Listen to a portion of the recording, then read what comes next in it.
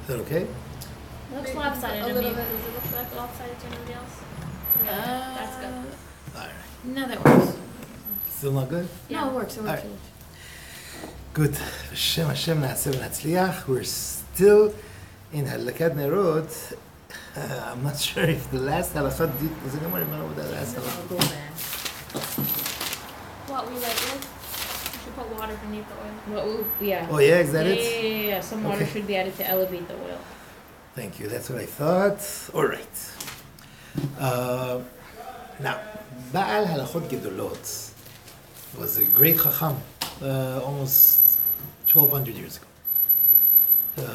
He's the one that's quoted by many earlier works, and he writes down that when a lady finishes lighting whatever candles she's lighting, let's say she wants to light 2 candles, 7 candles, whatever candles she's lighting, at the end of that, she will accept Shabbat, right? And because of that, there are some ladies that after they make a baracha and they light the candles, they will put the matches down gently, right? They don't put it out.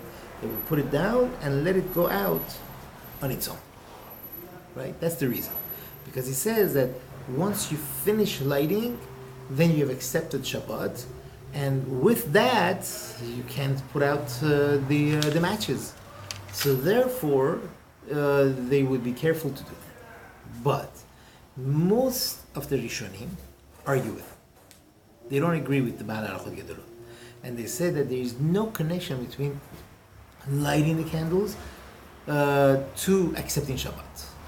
It is lighting the candle is just like any other preparation for Shabbat. That let's say you're sweeping the floors, you're cleaning up the kitchen, or whatever it is that a person is doing, and with that you're not accepting Shabbat. It's a preparation for Shabbat. You are lighting up the house, Baruch Hashem, for the kavod of Shabbat, and therefore you do not accept Shabbat with lighting.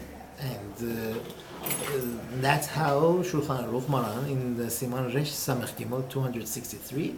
This is how he brings the Pesach Halacha, that once a person lights the candles, that is ladies, men for sure not, but even ladies, they do not accept Shabbat with this lighting. Therefore, Sephardi women, they don't accept Shabbat with lighting the candle, and they are allowed to do melacha after they light the candles. Ashkenazim don't hold that. They do. Ashkenazim, you have to make a condition. We'll get to that. Now, this halacha is only if you're lighting within a half hour before Shekiah, right? Because then it shows that you're lighting these candles for Shabbat, okay? But if a person is lighting earlier, how early can we? We mentioned this before. From Plaga Mincha. Plaga Mincha is about an hour and 15 minutes before Tzedek Ochavi, okay? Let's say, what time is Shekiah now? 7:30? Okay. Now, so about 6:15, give or take, because we're going with Sha'ot Zamaniyot. It depends on the length of the day. So give or take an hour and 15 minutes before, right? So that's the earliest that one could be Mekabel Shabbat. So, but if a person does accept Shabbat earlier, then with the lighting, because that shows that you're totally doing this for Shabbat, then you have to be Mekabel Shabbat.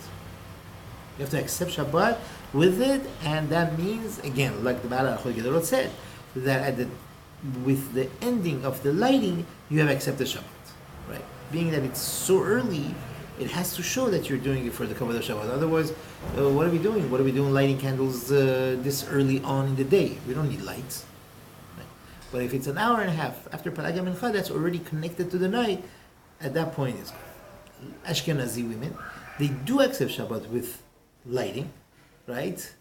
Even when they light within a half hour before Shekiah, unless they make it tonight.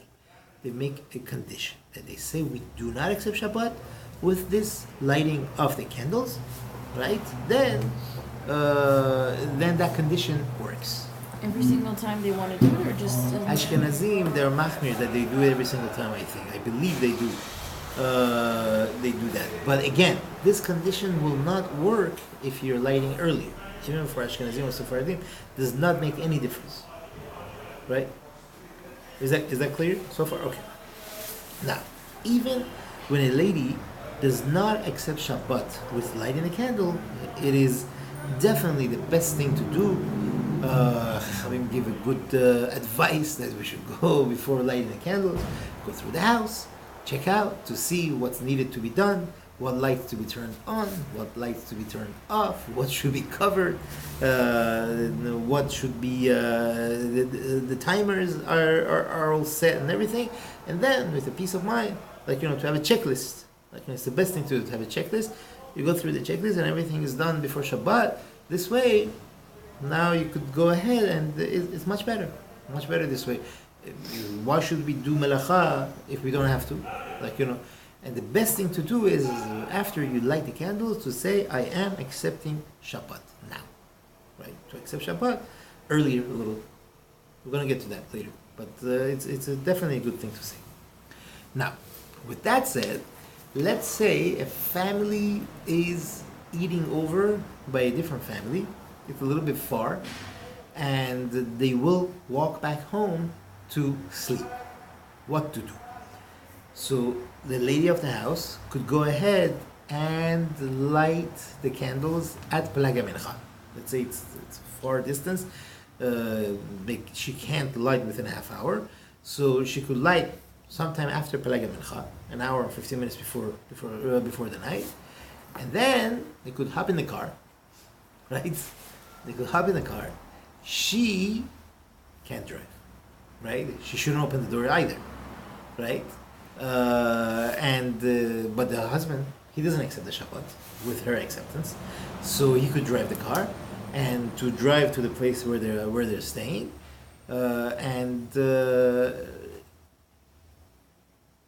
good. I thought even after lighting candles, you're technically allowed to do malacha. No. That's only if it's within half hour. Oh, okay, Right? fine. This is earlier. This is after Pelaga Mincha. So once it's earlier, then you have to accept Shabbat. Oh, okay, fine. Right. So now she accepted Shabbat. Why so not light at the person's house? Why? Because you're not sleeping there. She will light for you. She will have you in mind when she leaves. There is, as we mentioned before, there is a din that you should have your candles lit where you eat. Correct. But being that at home you're going to be sleeping at home, so then there is another din that says it goes after where you sleep as well. It's for Shalom Bayit.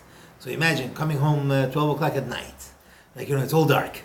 Let's say, where is the Shalom Bayit? So therefore, we need to light at home, being that we're going to be spending the night at home with a bracha. We light It's gonna be dark anyway. It's gonna be out by then. we mentioned before we should try to have it lit in a way that Midnight? safely until you have to estimate when you come back. Should be lit. Put enough oil. Right. But you could also light it We don't go out. and Friday stay by it and then go out. Okay, so then we don't have this question to start with. You understand? That you have this question doesn't even start. Right? This question over here is that they want to drive there. So now what to do? Can we drive? I mean, the husband for sure could drive. The question becomes, what happens to his wife? His wife should not do any melachot deoraita. Once she accepts it, she should not do any melachot deoraita. But in this case that they need to, is a big tzorech, for a tzorech mitzvah and so on and so forth, then a person does it. What is the heter? The heter is like this. When a person accepts this, and this is a rule of thumb, we're gonna hear this a few times more. Rule of thumb is that once a person accepts Shabbat beyachid, right, is a single person, is a one individual that accepts Shabbat, right? Then, if there is a big need, the tzorech mitzvah, or there is a big tzorech gadol, they could go ahead and the isur derabanan, right, is not asur upon them. It's only isur deoraita. If it's a tzibur, that means, let's say, they're living in a settlement and there's only one synagogue there and that synagogue already accepted Shabbat, the individual gets dragged after everybody else. Even if, let's say, they're accepting Shabbat a little earlier, half hour before Shabbat, then the whole community accepts Shabbat with the acceptance of Shabbat of that congregation. Right? Let's say in a city, here in LA, there's a lot of shuls, right? And every shul has a different time, and this concept is gone, right? Pretty much. But then again, if the whole tzibur decide that we're going to accept Shabbat, whatever, the 30 minutes before Shekiah, then what happens? The whole tzibur goes after them. Even if someone says, no, I don't want to accept Shabbat so early, it just goes, they have to follow. Right? This is how it is. It's a Kabbalat tzibur. In a Kabbalat tzibur, then everything becomes asur. Midrabanan, midoraita, all the melachot become asur. But a yachid, an individual, decides, I want to accept Shabbat earlier. Fine. So in that case, the melachot isurim of the rabbanan, right? Rabbinic prohibitions do not, in a tzorah kadol, a person can't say, okay, I accept Shabbat earlier, individually, and then go and do melachot the rabbanan. Only if it's a tzorah kadol, if it's a big need, like this case over here. They want to go to this for the meal to these people. She could sit in the car, should not open the door. Husband will open the door. One of the kids will open the door. She will sit in the car, and they'll go there, and that's it. But she can't drive. Right? She can't drive because that's melacha d'oraita. This is all if it's before half hour. Now, if the distance is not far, it's a 10-minute drive. So she decides, half hour on the dot before Shekiah, she lights the candle and says, I don't accept Shabbat with this lighting. Better to say it, even if she doesn't say it, she's fine. But she said it. Then she could go ahead and drive herself, because it's within a half hour, no problem. She could drive herself and make it there hopefully before Shabbat, definitely. And we're good to go. Right? This is why, only because Sepharadiyot, we don't accept Shabbat with the lighting of the candle. Ashkenaziyot, right? In this case, again, they would definitely have to make it tonight. They would have to make a condition, and they could do it. This is, again, this whole thing that she could herself drive is only within a half hour before Shekiah. If it's earlier than a half hour, she cannot drive because with the lighting of the candle, she has accepted the Shabbat. Therefore, she cannot do any melacha deoraita. Good? Now,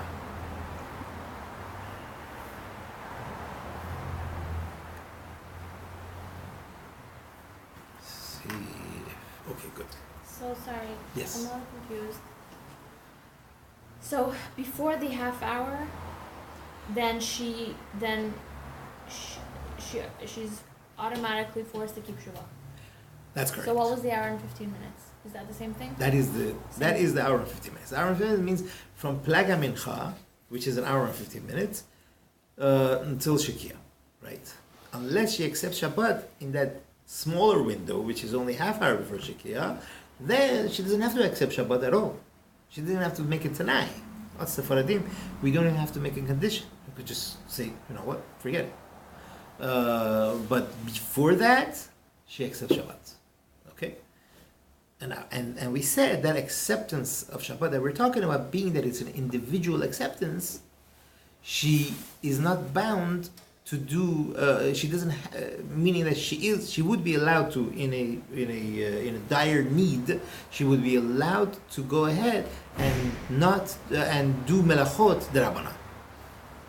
Let's make sure it's clear because we're talking about serious stuff. All right.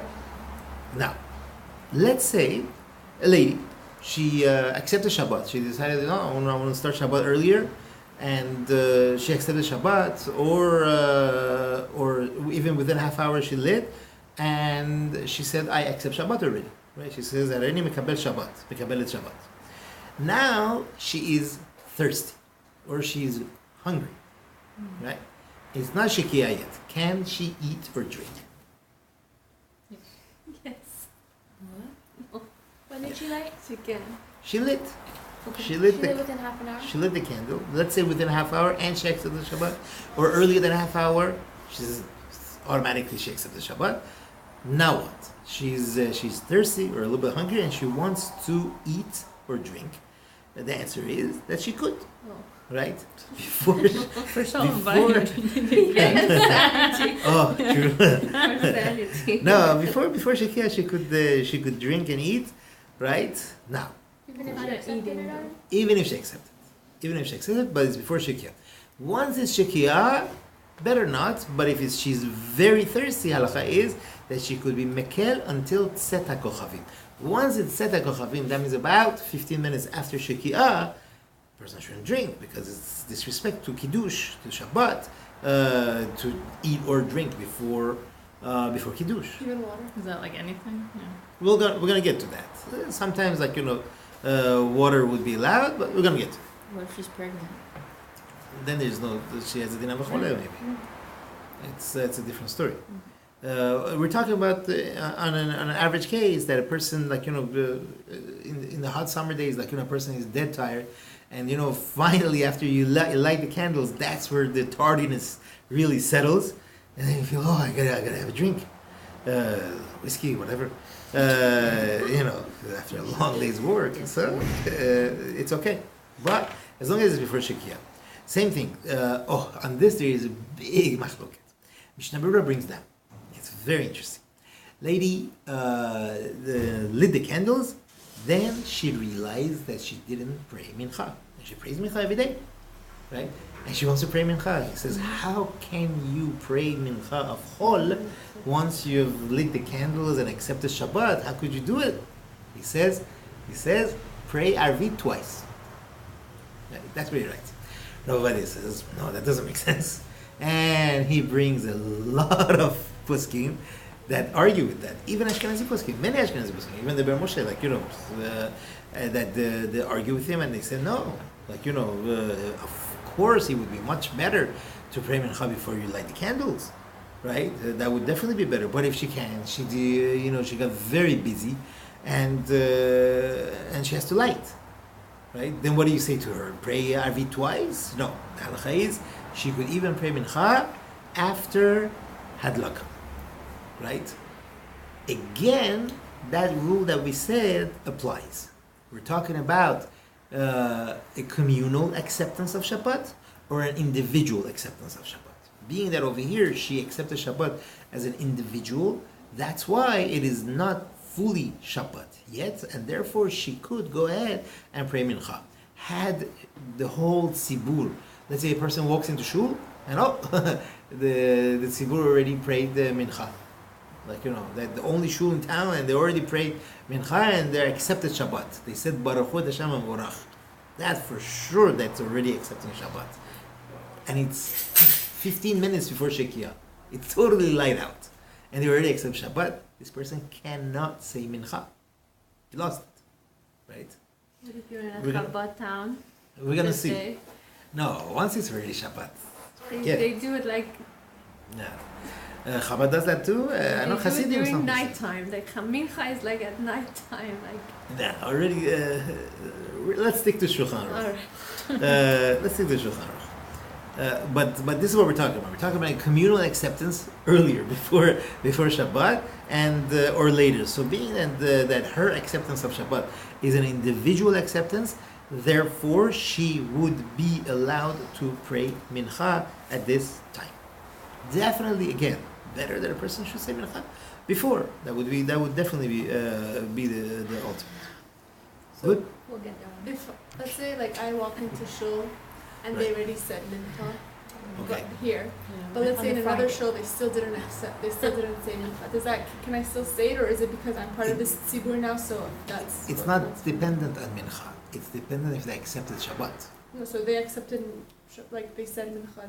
They said mincha, they haven't accepted Shabbat yet. If they accept Shabbat, let's say over here in our shul, what do? After mincha, they say boi kala, in order to accept Shabbat right away. Then it becomes a question. We're going to see, some poskim say that inside the shul, you can't, right? But outside, that's why in the hallway, you could do it. That's why they do it like that. Otherwise it would be a problem. If you're inside, and they have accepted Shabbat, you can't walk in there and say, okay, I'm going to say mincha now. Hey, this shul inside here, they accepted Shabbat. You can't do that. But in the hallway they have a minyan too, and they do that too. So if I come, let's say like a little after. Then go in the stairwell. As long as it's not in that place, then that works. Good. Was there anything else I wanted to say on this? Okay, let's see. When is the best time to light the candles? It's about 20 minutes before Shekiah. There's many different opinions as to when Shekiah is between the Rishonim already. Is it when the sun starting to settle? Is it when the bottom of the sun starts to set by the horizon, or is it the top of the sun? It's a lot of different shitot. So one of the shitot is Rabbi Eliezer Mimitz. Rabbi Eliezer Mimitz was a talmid of Rabbeinu Tam. Huge. He has a book. It's called Sefer Yereim, right? Rabbi Eliezer Mimitz. And he writes that Shekiah is around 18 minutes before the sun sets. That's why, if you notice in the calendars, they write 18 minutes before, in order that should be also included. So this way we're like safer. But really, if you want to light candles 10 minutes before Shekiah, also it's fine. But it's definitely not recommended. The person should do it around 20 minutes before Shekiah. That would be the best thing. Why in Yerushalayim they do it so early? Ooh, that's a huge thing. They do it 40 minutes. In Yerushalayim, they do it 40 minutes before. And they say that it's an old custom of Yerushalayim to do. And Rav Ovadia didn't like that. He says you can't say that it's a minhag of Yerushalayim when all the Chachamim of 4 generations are not saying that. This is something that was like, and he was like, he had no problem with it. But he said, listen, in the winter, you're putting a lot of stress on the people. Short days. And they think, oh, I'm going to be Mechalel Shabbat, and they drive themselves crazy, and because of that, they do. It's a big pressure on the people and everything. He wasn't happy about it. He said, what's the difference, Yerushalayim and other cities? Other cities in there, it's Israel, they're all 20 minutes. Suddenly Yerushalayim became 40 minutes. Where? So he says there's no need for this chumrah, and but definitely he said, Kol hakavod, if a person does it, no problem, very good. But you have to remember, at that time when you light, you can't do any melacha anymore, because it's earlier than a half hour. And he says even if a lady thinks that this is the halacha, this is what you have to do, and then she decides, no, wait a minute, she hears that that's not the halacha. If she wants to change, she doesn't even have to do Atarat Nedarim. Because it was a mistake of the time. If she thought the whole time, no, I know that it's 20 minutes, but I want to be machmir. I want to be more careful. Then, if she wants to change, she has to do Atarat Nedarim. But in this case, if she thinks, and a lot of people, I'm sure you've been in Israel, when that siren goes off, everybody rushes. And they all want to light, at the 40-minute thing, and they have another siren before that to get ready. And you know what? In the summer, no problem. But in the winter, it really, it puts you under pressure. So that's what's going on. Now, so 20 minutes is very good. But if a person wants to light before, as we said before, Pelag HaMincha is the time. But before Pelag HaMincha, if a person wants to light before Pelag HaMincha, you're not even yotzeh. A person says, oh, I love Shabbat, I want to accept Shabbat 2 hours before Shekiah. And here we go, Baruch atah Hashem Elokeinu melech haolam shekiddeshanu sasson lahadlik ner shel Shabbat. And then after the light, they say, I accept Shabbat. It's nothing. It's a beracha levatala, and the acceptance is nothing. Okay, before Pelag HaMincha, because there is no connection to the night. At that time, it's nothing. So then does it automatically, you accepted Shabbat at Pelag HaMincha? If you No, you have to accept it. You have to do it again? Yeah, for sure. Make a beracha again and accept it after Pelag HaMincha. That was a beracha levatala. So it doesn't even, the lighting it doesn't carry over. It's a birthday candle. With Hashem's name on it, what do you do then? What can you do? Beracha levatala. It's a God's name in vain. What can we do? Some people, they don't know. But really, that's what it is. I remember back in Iran, we had a relative. Oh, they used to boast about it. They had beautiful candles, and we light 2-3 hours before, and wow. I think my father's a told him, you can't. You can't do this this early. Yeah. Now, what about the other way? A lady, like, things were it was winter, short days, and like, things were hectic, and like, and then before you know it, it's late. Past the 18 minutes, and like, what do we do? What do we do? What do we do? What do we do? In that case, suddenly she remembered, I didn't light the candles, and it's around Shekiah time. Don't do anything. Do not do anything. Make sure to check that it's not sunset yet. That's the first thing, because a lot of times a person gets very nervous and like, thinking, I might have missed it, and they go, Baruch Hashem, don't do anything. Stop. Make sure that it's not sunset, and the person must be very careful not to light at all. Like, within 5 minutes, what it says on the calendar, don't do it, because you never know how accurate these calendars are. Maybe it's a minute or two off. Maybe our watches are off. What's better, to be Mechalel Shabbat, to light that you have Chas v'Shalom lit after Shekiah, or not light at all? So 5 minutes before it says on the thing, you shouldn't light anymore? By 5 minutes already, it's scary. It's really scary. You have to. This is a Safek Chilul Shabbat. It might be. Look, a lot of these calendars, what are they going with? They're going with the altitude and longitude, right? That's what it is. They tell you in that area, this is the time that the sun sets. Who said that in my area, my exact area, that's the time? Maybe my Shekiah is a little earlier, right? No, but they do. They go by cities. They go by cities. But even within the city, on your exact spot where you are, when is Shekiah? Maybe it's a minute earlier. So we can't But play. if you check it, like you could check it on your phone and stuff, then that's... My Zmanim has, but Exactly. that's not precise to the dot. It's not. You live, exactly. Yeah, is it? I don't know. No, it goes with the altitude and longitude. That's what it is. It's not the paper exact. And who says that your clock is right? Sometimes your cell phone is like maybe it's a little glitch or something. It's Shabbat. We're telling Shabbat. Light candles after Shekiah. Chas v'Shalom. Why? Why should we do this to ourselves? Okay. He says if a woman, Chas v'Shalom, she made a mistake and she lit the candles after Shekiah, she has to do teshuvah. That means say vidui. Right? Say vidui. And have charata, regret. Say, I regret what I did.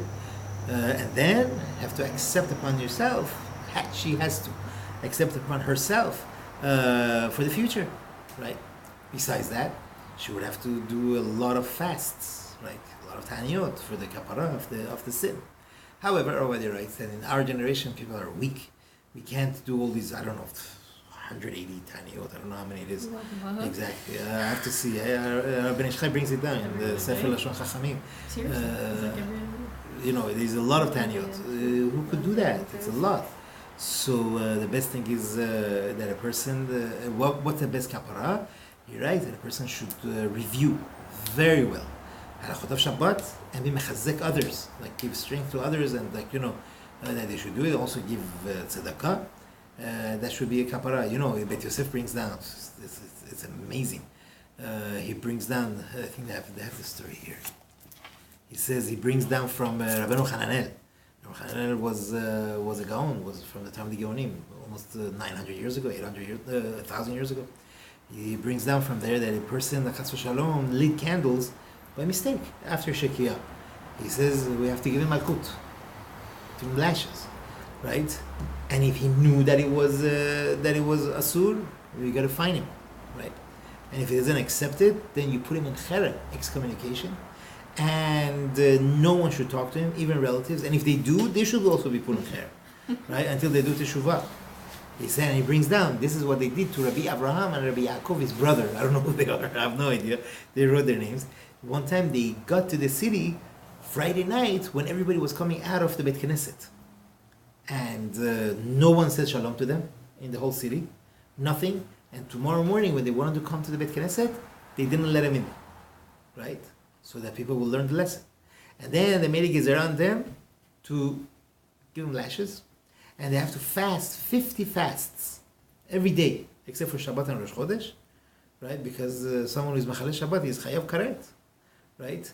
And the Chachamim says some Chashem that dies at the age of 50, right? That's Karet. So that's why 50 days they have to fast for that.